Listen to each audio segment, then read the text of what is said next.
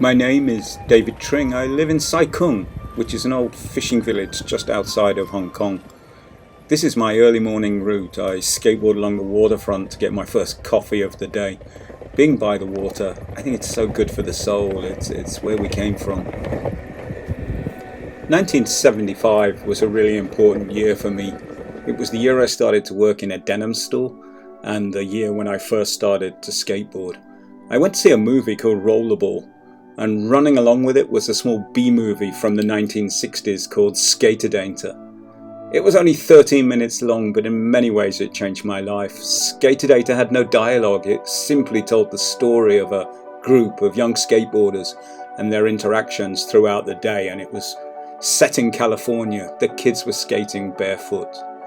As soon as I got home, I took apart my sister's roller skates and hammered them onto a plank of wood and started to ride it. During the 1970s, skateboarding, as we got to know it, became a huge craze. It was everywhere. I was on the local skate park team and entered a few competitions, but that was never really my thing. Skateboarding for me was always about expressing myself, being creative and self-improvement. There was a natural flow to it. By the mid-80s, the skateboard scene was dead. The craze was gone. I was living in London as a buyer for H&M, and skateboarding was not even a subculture. It was a microculture. It was tiny. I focused on building a community of skaters at the South Bank, under the festival hall by the River Thames.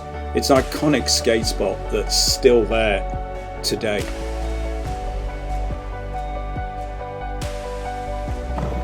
The best skaters in the world are not the ones who don't fall off.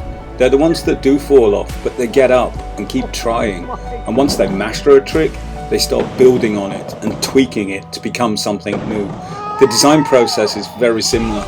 We all build on what's gone before and then create new, occasionally amazing things. It's a creative process. Recently I've been riding a longboard. It's less about tricks and more about long carves and smooth turns. It still gets my adrenaline pumping. There's a fluidity to riding a longboard.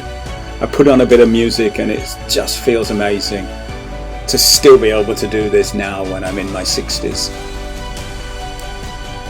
So 1975 was such a big year for me in so many ways. It was also the year I started to work in a denim shop selling jeans, army surplus, workwear and Dr. Martin boots.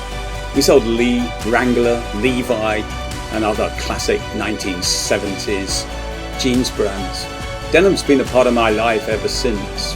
For the last 20 years I've worked with Lee and Wrangler. I'm currently the Vice President for Product in Asia Pacific, with a big focus on the Chinese market, where we've grown Lee to be the #1 jeans brand in China.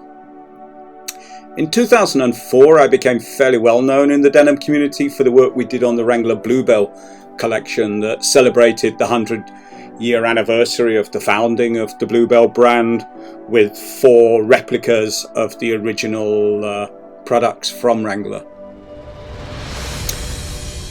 We got to go to partner with some of the coolest denim stores in Europe, and I would go in and set up a finishing demonstration in the store window or in the store itself.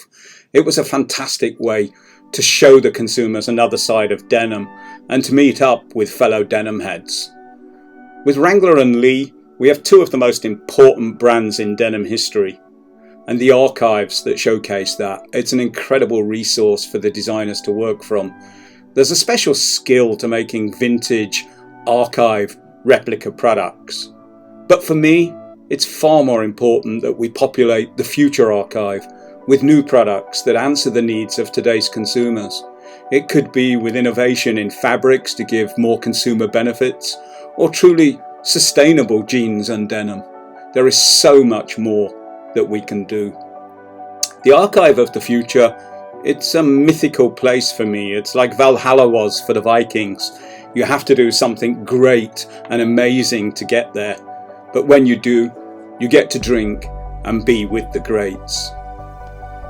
1975 was a big year. Denim and skateboarding are like the yin and the yang, or the warp and the weft of my life so far.